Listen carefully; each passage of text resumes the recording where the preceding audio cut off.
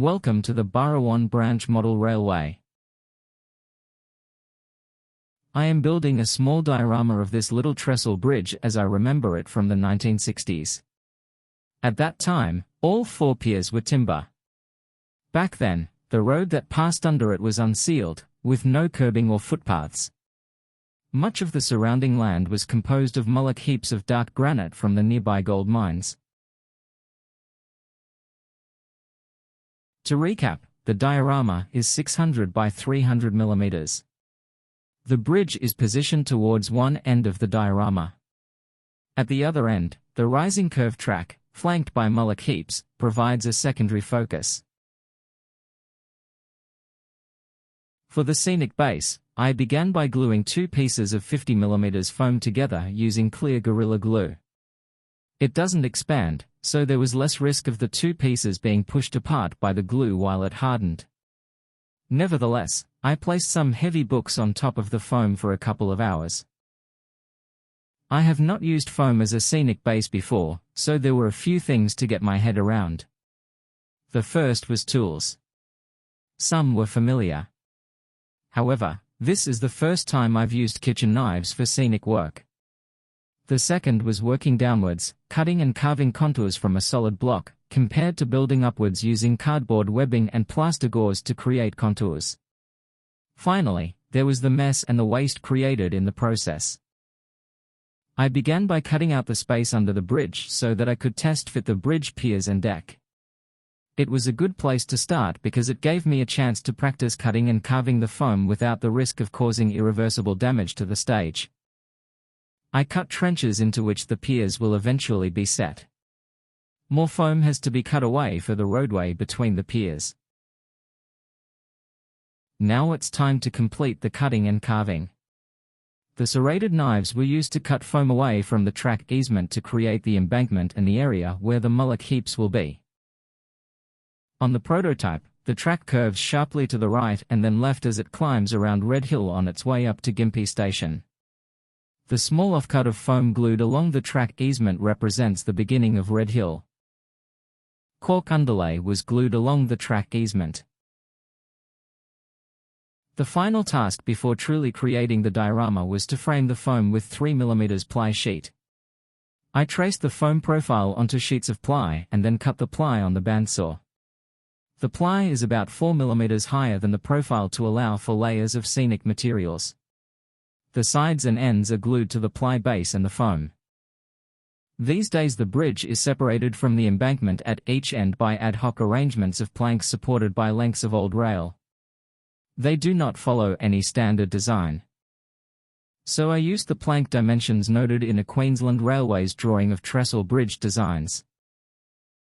This is the first time I have used Sculpt-It, a mix of paper pulp and plaster. Using the mixing formula given in the instructions produced a thickish paste that didn't spread as easily as I wanted. Adding a bit more water made things easier. As it dried I tried to smooth it with my fingers as recommended, but I couldn't get the surface finish that I was seeking. However, once it had hardened, it was quite easy to carve and sand as I wanted. Beware the dust though. The instructions wisely advise wearing a mask. The dust seems to cling to any surface, so this is a job best done outdoors. Let's begin coloring the scene. I use watercolors to stain plaster, usually when it is setting. Watercolors are intended for washes, which is the process I am using here. Their opacity can be easily managed with water, and different colors can be added and blended while wet. The method is very effective for coloring rock work, but equally effective for ground coloring. My aim is to depict the basic color of the top and subsoils. Most Australian soils can be depicted by blending just three colors: yellow ochre, burnt sienna and raw umber. The topsoil around Gympie is quite red, so burnt sienna is the dominant color used. Yellow ochre and raw umber provide tonal variations such as with wet and dry soil and highlights and shadows. I begin by thoroughly wetting the surface with water with a touch of burnt sienna in it.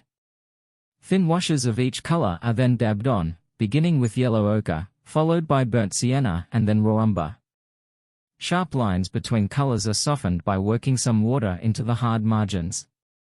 It all looks quite dark at this point because everything is wet. The overall effect will soften and lighten when it has dried. Almost none of this will be seen in the completed diorama, except in bare patches in the scenic cover and between stones. Then the constant variation in colors and tones produces a convincing effect. The piers were set in place at this time. This enabled the groundwork and road to be completed before the bridge deck is permanently in place. The piers are set in trenches so that I could accurately position each pier vertically, sideways, and longways. I used double-sided tape to hold each pier to the bridge deck. I checked each pier was plumb before adding fine dirt to the trench. The dirt was then soaked with scenic cement to fix the pier in place. I raised one end of the diorama so that the bank was nearly horizontal. This helped keep dirt and stones in place before fixing them with scenic cement. I began by adding mixed stones near the retaining planks at the top of the bank. I then sprinkled medium stones over the entire bank, followed by fine dirt. Adding the materials in this order makes the larger stones look as though they are in the ground rather than on top of it.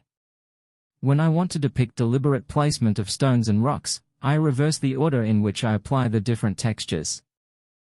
As always, the stones and dirt were sprayed with isopropanol before being soaked with scenic cement.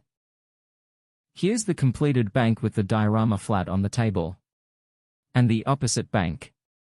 The next task is laying the road surface.